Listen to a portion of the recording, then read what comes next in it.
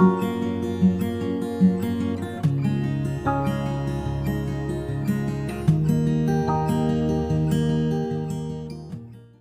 Guys, welcome to your YouTube channel UH basic classes. तो guys, आज के इस वीडियो लेक्चर में हम क्लास 12 भूगोल का चैप्टर नंबर 2 जनसंख्या वितरण घनत्व और वृद्धि जो हमने शुरू कर रखा था उसको आगे हम जो है डिस्कस करने वाले हैं। इसका टॉपिक जो है, इस पर आए हुए थे हम जनसंख्या वृद्धि की प्रवृत्तियाँ। तो लेक्चर शुरू करने से पहले मैं विनर्स के नाम अनाउंस करना चाहूँगा। जो इससे पिछले वाला जो वीडियो लेक्चर था उसमें हमने आपसे क्वेश्चन पूछा था कि अगर आपके पिताजी सुबह अगर काम पर जाते हैं और शाम को घर वापस आते हैं तो ये प्रवास का कौन सा प्रकार है। तो इसका सही जवाब दिया है Saroj Bishnoi first position, second position पर है राहुल बिश्नोई और थर्ड पोजीशन पर है संतला बिश्नोई। ये फर्स्ट सेकंड थर्ड हमने इनके टाइमिंग के हिसाब से निकाला है कि किसने पहले जवाब दिया, किसने उसके बाद में और किसने थर्ड यानी कि सबसे लास्ट में। तो स्टूडेंट बढ़ते हैं चैप्टर की तरफ। इसमें देखिए जनसंख्या वृद्धि की प्रवृत्तियाँ। जनसंख्या वृद्धि क्या है ये हम पिछले वीडियो लेक्चर में बहुत डीप डिस्कशन कर चुके हैं। इसमें प्रवृत्तियों में हम जैसे टाइम के अकॉर्डिंग जो है कैसे कैसे जनसंख्या में परिवर्तन आया टाइम के अकॉर्डिंग, यानी कि अलग अलग काल में हमने इसे डिवाइड कर लिया, 4 काल में इसे हम जो डिवाइड करके पढ़ेंगे।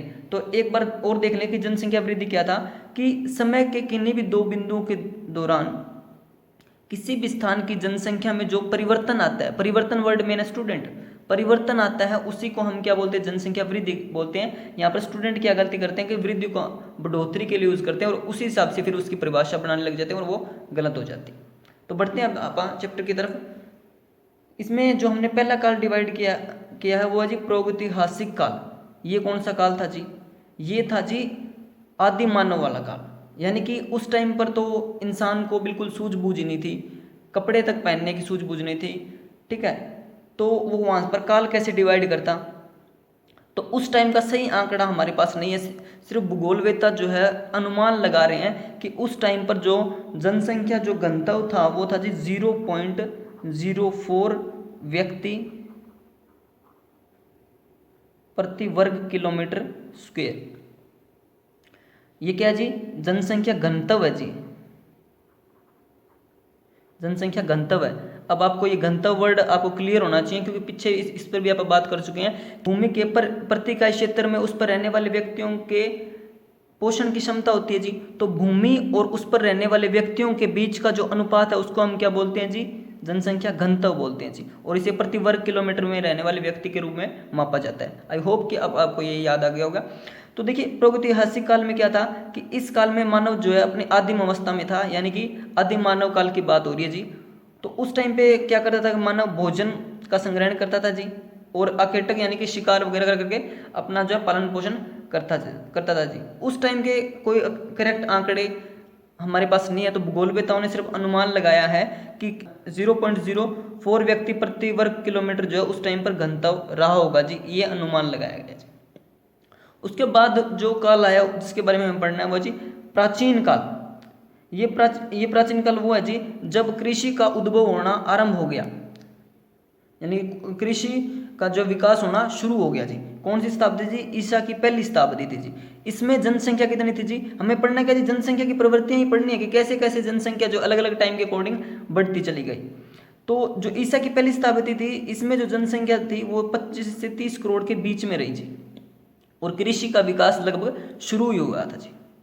उसके बाद आया जी मध्यकाल, यानी कि 7000 ईसा ईस्वी से लेकर 1750 का जो टाइम है वो, इसमें जो जनसंख्या रही जी वो रही जी 55 करोड़। और इसके बाद का जो टाइम था जी वो औद्योगिक युग के लिए जी, औद्योगिक क्रांति जो आई वो 1750 प्लस का जो टाइम रहा उसमें आई जी। इसके बाद आता जी आधुनिक काल। यहाँ पर जगह नहीं थी इसलिए हमने इसे यहाँ पर डिस्कस किया है। आधुनिक काल यानी कि 1750, इसे देखें आप, 1750 से प्लस का जो टाइम था वो आधुनिक काल के अंदर काउंट किया गया, जिसमें औद्योगिक क्रांति आई जी। अब औद्योगिक क्रांति जैसे आई तो इसके बहुत सारे बेनिफिट हुए। तो देखिए स्टूडेंट, औद्योगिक क्रांति के क्या बेनिफिट रहे कि जैसे ही औद्योगिक क्रांति आई, लगभग आप यूं मान लें कि 18वीं शताब्दी में, तो इससे जनसंख्या में बिल्कुल एकदम से विस्फोटक वृद्धि हुई। यानी कि इसने क्या किया कि आते ही जन्म दर को जो है घटा दिया जी। क्योंकि औद्योगिक क्रांति आई तो टेक्निक आ गई जी लोगों के पास, और जिससे जन्म दर भी जो है घटी, और इसने जो है जनसंख्या वृद्धि के लिए भी जो मंच प्रदान किया। कैसे? क्योंकि औद्योगिक क्रांति आई तो इससे जो स्वास्थ्य संबंधी सुविधाएं भी जो लोगों को मिलने लगी, और लोगों की जो जीवन प्रत्याशा थी, उनका जो जीवन काल था वो लंबा हो गया जी, जिससे जनसंख्या में जो है वृद्धि में इसने जो है मंच प्रदान किया जी। तो देखिए इसमें हमने एक डाटा उठाया है 2001 में जो जनसंख्या थी विश्व की वो थी जी 614 करोड़, और 2011 में थी जी 714 करोड़।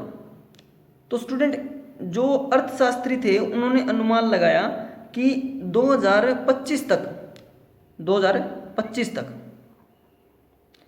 जनसंख्या जो है विश्व की हो जाएगी 786 करोड़। ऐसा पहले उन्होंने अनुमान लगाया जी, उन्हें पता नहीं था कि कोरोना काल भी आ जाएगा, है ना, और लोग ऐसे मरने लग जाएंगे।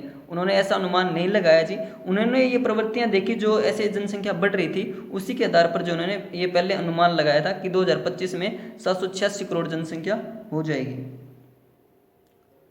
और उन्होंने एक अनुमान और लगाया कि 2050 तक जाते जाते ये जनसंख्या जो है 903 करोड़ तक हो जाएगी। अब अर्थशास्त्रियों को पता थोड़ी ना था कि कोरोना काल भी आ जाएगा। तो ऐसे स्टूडेंट आपको ये जनसंख्या की जो प्रवृत्ति है इसे अलग अलग काल में जो डिवाइड करके हमें जो है पढ़ना है। आगे हम इसके बारे में और ज़्यादा डिस्कशन करेंगे। तो अब देखिए इसमें जो है जनसंख्या वृद्धि की विशेषताएं बताएं, इस पर ऐसे क्वेश्चन उठ जाते हैं। तो आपको कुछ नहीं करना है, जो हमने यहाँ पर ऐसे ही ग्राफ्स टाइप में जो आपको समझाया इसको आपने अपने ही वर्डों में लिखना है। तो इस पर थोड़ा और आप डिस्कशन कर लेते हैं जो आपकी बुक में दिया है वैसे ही। तो देखिए जो 8000 से 12000 वर्ष ईसा वर्ष पूर्व में जो है कृषि का विकास आरंभ हुआ जी। लगभग कृषि जो है अपने आरंभिक चरणों में थी, और ईसा की पहली शताब्दी के बीच में जो इसका विकास है लगभग आरंभ हो गया जी। अब ये देखिए ये जो है इसका मतलब कि जनसंख्या ऐसे चलती जा रही है, और जैसे जैसे हम ऊपर जाते जाएंगे तो जनसंख्या जो है बढ़ती जा रही है। उसके बाद देखिए स्टूडेंट कि जैसे ईसा की पहली शताब्दी आई तो इसमें उपनिवेशवाद शुरू हो गया, यानी कि एक देश दूसरे देश को गुलाम बना रहा था। ये जो इसमें पहले ईसा की पहली शताब्दी में ये सब शुरू हो गया। तो 1750 में जो है औद्योगिक क्रांति है, 1750 प्लस, ये पहले भी हमने बात की थी कि 1750 जो मध्यकाल के बाद जो आधुनिक काल आया उसमें जो है औद्योगिक क्रांति आई जी। औद्योगिक क्रांति आई तो इसने जनसंख्या वृद्धि में जो है अहम भूमिका अदा करी जी।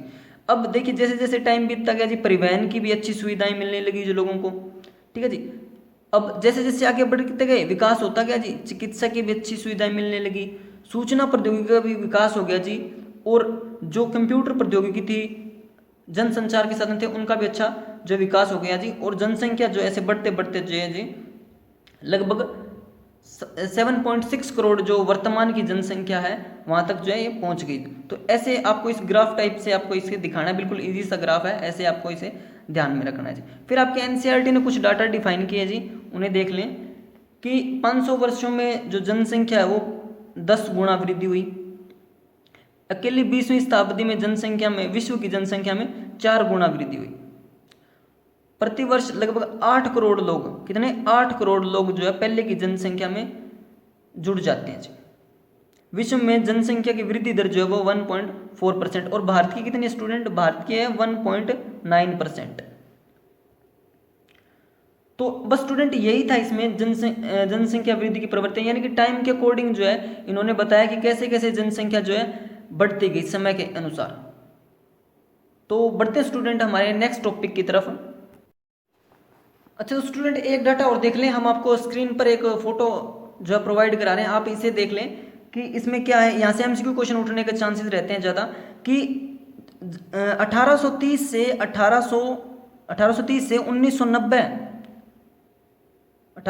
1990 के बीच इन 100 वर्षों के दौरान जनसंख्या 1 अरब से 2 अरब हो गई जी, है ना। जैसा कि मैंने पहले बताया कि जो जनसंख्या वृद्धि की जो प्रवृत्ति है इसमें हम टाइम के अकॉर्डिंग कैसे कैसे जनसंख्या बढ़ती गई उसी का हमें अध्ययन करना है। तो 1830 से 1990 के बीच जनसंख्या जो 1 अरब से 2 अरब हो गई। फिर कितना टाइम लगा जी इसमें, 100 वर्ष का टाइम लगा जी। आप इस जो हमने ये फोटो स्लाइड पर दिखाई है, आप इसे ध्यान से देखते रहे साथ के साथ। 1930 से 1960 के बीच में 30 वर्ष का टाइम लगा जी, और जनसंख्या होगी जी 2 अरब से 3 अरब। फिर 1960 से 1974 के बीच में जो है 14 वर्ष का टाइम लगा जी, और जनसंख्या होगी जी 3 से 4 अरब। फिर 1974 से लेकर 1987 के बीच में जो 13 वर्ष का टाइम लगा स्टूडेंट, और जनसंख्या होगी 4 से 5 अरब। फिर 1987 से 1999 के बीच 12 वर्ष का समय लगा, और जनसंख्या होगी 5 से 6 अरब। फिर 1999 से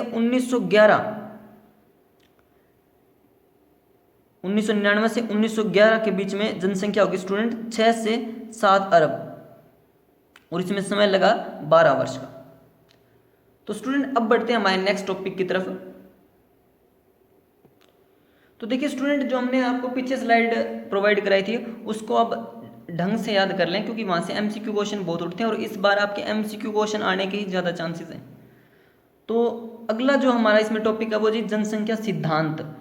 तो देखिए जनसंख्या सिद्धांत में जो हमारी एनसीईआरटी ने हमें प्रोवाइड कराए हैं वो जनांकीय संक्रमण सिद्धांत और थॉमस माल्थस का जनसंख्या वृद्धि सिद्धांत। वैसे ये जनसंख्या सिद्धांत में 4 हैं जी। तो वैसे देखें तो ये जनसंख्या जो सिद्धांत है ये 4 हैं, लेकिन एनसीईआरटी ने हमें 2 प्रोवाइड कराए हैं, जनसंख्या संक्रमण सिद्धांत और थॉमस माल्थस का जनसंख्या वृद्धि सिद्धांत। 2 और कौन से हैं जी? 2 और है जी। एक तो है मार्क्स का जनसंख्या सिद्धांत, और दूसरा है जी अनुकूलतम जनसंख्या सिद्धांत। तो इनके बारे में हम डिस्कस नहीं करेंगे क्योंकि हमारे आउट ऑफ सिलेबस हैं जी।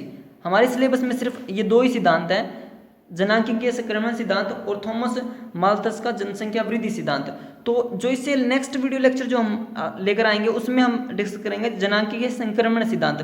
बड़ा ही इंटरेस्टिंग टॉपिक है, और इस वीडियो लेक्चर में हम जो है थॉमस माल्थस का जनसंख्या वृद्धि सिद्धांत आप लोगों के साथ डिस्कस करेंगे। तो देखिए थॉमस माल्थस जो थे, इनका जन्म जो हुआ वो आज 1766 में, और मृत्यु हो गई स्टूडेंट 1834 में।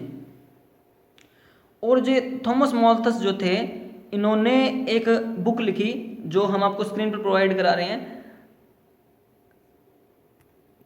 ये बुक लिखी स्टूडेंट, इसका नाम था an essay on the population. काफ़ी प्रसिद्ध बुक रही इनकी। शुरू में तो इस बुक की काफ़ी आलोचना हुई, लेकिन बाद में जो है ये बुक काफ़ी फेमस हो गई थी। देखिए ये जो बुक थी इसमें इन्होंने जो है जनसंख्या वृद्धि के कारण जो समस्याएं उत्पन्न होती है उनका जो इन्होंने इस किताब में जो वर्णन किया, जिन्होंने जनसंख्या वृद्धि को एक समस्या के रूप में दर्शाया कि जनसंख्या वृद्धि अगर हो गई तो इन समस्याओं का हमें सामना करना पड़ेगा। ये सबसे पहले इंसान थे जिन्होंने जनसंख्या वृद्धि को एक समस्या के रूप में दर्शाया। तो शुरू में तो इनकी आलोचना हुई, लेकिन बाद में लोग जो है इनकी बात को समझ गए कि हाँ ये बिल्कुल सही कह रहे हैं। तो देखिए जो थॉमस माल्थस का जो जनसंख्या वृद्धि सिद्धांत था ये क्या कहता है? ये कहता है जी कि जनसंख्या की वृद्धि ज्यामितीय रूप से जो है बढ़ती है जी। कैसे ज्यामितीय रूप से? कि ये जो है गुणात्मक रूप से भी आप बोल सकते हैं। कि मान लीजिए एक एग्जांपल उठाया हमने कि जनसंख्या में मान लो कि कहीं 2% अगर किसी घर में रहते थे तो धीरे धीरे वो 4 हो जाएंगे जी, फिर 8 हो जाएंगे और फिर 16 हो जाएंगे जी। और वहीं अगर खाद्य पदार्थों की अगर आप बात करते हैं इस सिद्धांत के अकॉर्डिंग, तो खाद्य पदार्थ कैसे बढ़ते हैं जी? खाद्य पदार्थ जो है वो अंक गणितीय रूप से जो है उनमें बढ़ोतरी होती है जी। अंक गणितीय कैसे? ऐसे मान लो खाद्य पदार्थ है जी हमारे पास 2, फिर उनमें प्लस हो गए जी 2 और, प्लस हो गए 2 और ऐसे ऐसे करते ही हमारे पास 8 हो गई थी। तो जी इनमें जो जनसंख्या में और जो खाद्य पदार्थ थे इनमें अनुपात का होना उचित है जी। अब मुझे पता है कि ये चीज़ आपको ज़्यादा समझ नहीं आती क्योंकि ये बात है जी किताब वाली। अब मैं इसको अपने तरीके से आपको समझाने की कोशिश करता हूँ कि मान लो कि किसी भी घर में एक व्यक्ति रहता था जी। अब इन फ्यूचर क्या हुआ कि एक के वो हो गए जी 2, ठीक है जी, 2 के हो गए जी वो 4, 4 के हो गए 8, 8 से हो गए जी 16, 16 से हो गए स्टूडेंट 32, और ऐसे करते करते 64 ऐसे आगे चलते गए जी, है ना। और अब अगर आप खाद्य पदार्थ के अकॉर्डिंग लगाएं अब मान लीजिए आपके पास 1 क्विंटल गेहूं था, 1 क्विंटल गेहूं था, अब हो गया जी आपके पास 2 क्विंटल गेहूं। इस सिद्धांतीय अकॉर्डिंग बात कर रहे हैं हम। इसने बोला कि ज्यामितीय रूप से वृद्धि होगी, तो ज्यामितीय रूप से हमने करी है यहाँ पर। और अब ये बोल रहे हैं कि अंक गणितीय रूप से, यानी कि प्लस होकर। तो देखिए स्टूडेंट, 1 था, फिर ये 2 हो गया, फिर 3, फिर 4, फिर 5, ऐसे करते ये बढ़ता रहेगा। अब देखिए इसमें अनुपात की आप बात करते हैं, तो जब यहाँ पर जनसंख्या 1 थी तो हमारे पास 1 क्विंटल गेहूं था, बिल्कुल बात सही थी, अनुपात बिल्कुल संतुलित था, कोई दिक्कत वाली बात नहीं। 2 जब थी तो 2 क्विंटल गेहूं था, ठीक बात है जी, कोई दिक्कत वाली बात नहीं है। तो यहाँ पर देखिए 4 जनसंख्या होगी, लेकिन गेहूं जो 3 क्विंटल हो गया, तो यहाँ पर समस्या उत्पन्न होगी जी। अब यहाँ पर 8 हो गई और यहाँ पर 4, यानी कि यहाँ पर तो 2 गुना ज़्यादा वृद्धि हो गई। अब यहाँ पर 16 हो गया जी, यहाँ पर तो 5 ही रह गए, यानी कि ये तो 3 गुना से भी ज़्यादा हो गया। तो इस पर थॉमस मोल्थस ने क्या कहा जी, थॉमस मोल्थस ने कहा जी कि जनसंख्या की जो वृद्धि है वो ज्यामितीय रूप से हो रही है, यानी कि जनसंख्या जो तेज गति से बढ़ रही है, लेकिन खाद्य पदार्थ जो है इनकी कमी आएगी जी। और फिर इस असंतुलन को संतुलित कौन करेगी जी, इसे संतुलित करेगी जी प्रकृति। कैसे करेगी? हो सकता है कि कोई प्राकृतिक आपदा आ जाए, कोई महामारी आ जाए, जैसे अब कोरोना आई हुई है। तो इस बात को बोला जी थॉमस मोल्थस ने अपने सिद्धांत में, कि ऐसे फिर आगे जाकर जनसंख्या को संतुलित कौन करेगी जी, प्रकृति करेगी जी, या कोई महामारी आ जाएगी, कोई बीमारी आ जाएगी जो जनसंख्या को संतुलित करेगी जी। और शुरू में तो इनके सिद्धांत की आलोचना हुई जी, लेकिन बाद में जो है इनके सिद्धांत को लोग जो समझ गए, जनसंख्या वृद्धि के प्रति जो है लोगों में अवेयरनेस आ गई जी, लोग अवेयर हो गए, और ये सिद्धांत जो इनका काफ़ी चर्चित भी हो गया जी। और इन्होंने जो है थॉमस मोल्थस ने कुछ अनुमान भी लगाए। इन्होंने कहा जी कि 25 वर्षों में, इन फ्यूचर जो 25 वर्ष होंगे, जब ये टाइम में इन्होंने ये बात कही कि जनसंख्या जो है 2 गुनी हो जाएगी जी। यही था जी जनसंख्या के 2 गुनी का सिद्धांत, जो कि एनसीईआरटी में आगे दे दिया है और थॉमस मोल्थस को इन्होंने पीछे कर दिया है, लेकिन चीज़ वही है। अब देखिए इनके सिद्धांत में दिक्कत कहाँ आई, इनका सिद्धांत फेल हो गया जी। क्यों हो गया? तो देखिए स्टूडेंट, आप सभी को पता है इनका सिद्धांत क्यों फेल हो गया, बस थोड़ा सा आपको याद दिलाने की जरूरत है। तो देखिए 1911 तक तो सब कुछ सही चल रहा था, इनका सिद्धांत बिल्कुल सही चल रहा था, लोग अवेयर भी हो गए कि हाँ थॉमस मोल्थस जी जो बात कह रहे हैं वो बिल्कुल सही बोल रहे हैं। लेकिन जैसे ही 1911 से 1921 का टाइम पीरियड शुरू हुआ, तो इनका सिद्धांत जो है वो फेल होने लगा जी, धीरे धीरे। क्यों जी? क्योंकि 1911 से 1921 के बीच में क्या हुआ था आपको भी पता है, फर्स्ट वर्ल्ड वॉर भी हुई जी, ठीक है, उसने भी अर्थव्यवस्था को नुकसान पहुंचाया जी। दूसरा इसमें और क्या हुआ, महामारियां भी बहुत आई जी।